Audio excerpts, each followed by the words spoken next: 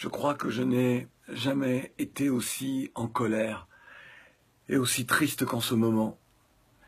Moi, le descendant d'esclaves, dont les ancêtres furent déportés d'Africa pour être des bêtes de somme dans le Nouveau Monde, je découvre qu'en ce début de XXIe siècle, en cette fin d'année 2017, je découvre qu'en Libye, ce que nous redoutions, après les accords passés entre les uns et les autres, qu'en Libye, on est en train de vendre des Africains.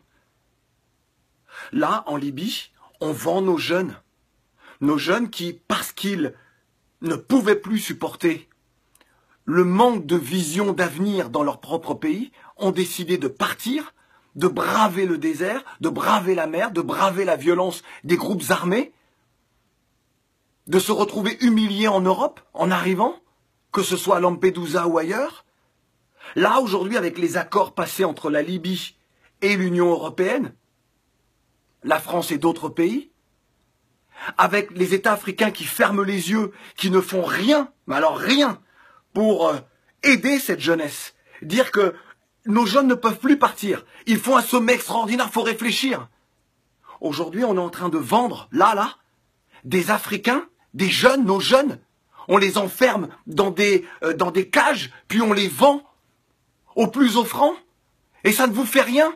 Moi, le descendant d'esclaves, j'ai la haine. Je me demande que faut-il faire.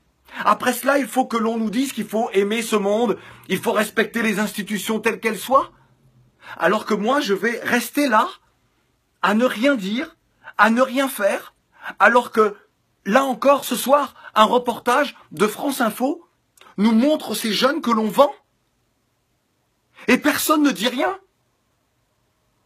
Les dirigeants ne disent rien. Les intellectuels ne disent rien. Les journalistes ne disent rien du continent. Personne ne se révolte. Les footballeurs qui ont les moyens ne disent rien. Vous laissez comme ça les uns les autres se faire vendre. Qu'est-ce que les descendants d'esclaves comme moi peuvent penser, doivent penser? C'est donc ce qui s'est passé avec nos ancêtres il y a plusieurs siècles. On ferme les yeux. Vous ne comprenez pas ce qui se joue. C'est l'avenir d'une part de l'humanité.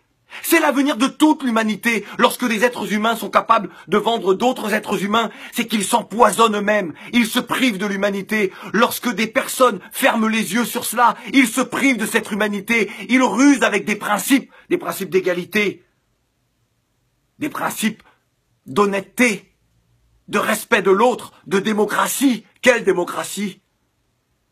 Et celles et ceux qui subissent ça ne sont donc plus des êtres humains? C'est ça que vous acceptez aujourd'hui?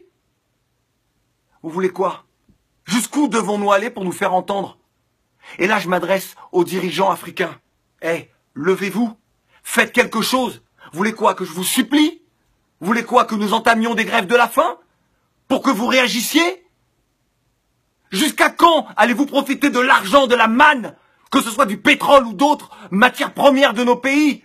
Être dans les Panama Papers, dans les Paradise Papers, avoir des comptes partout, avoir des villas partout, et ne rien faire pour cette jeunesse? Combien de temps encore? Nous, on est prêts. On est prêts.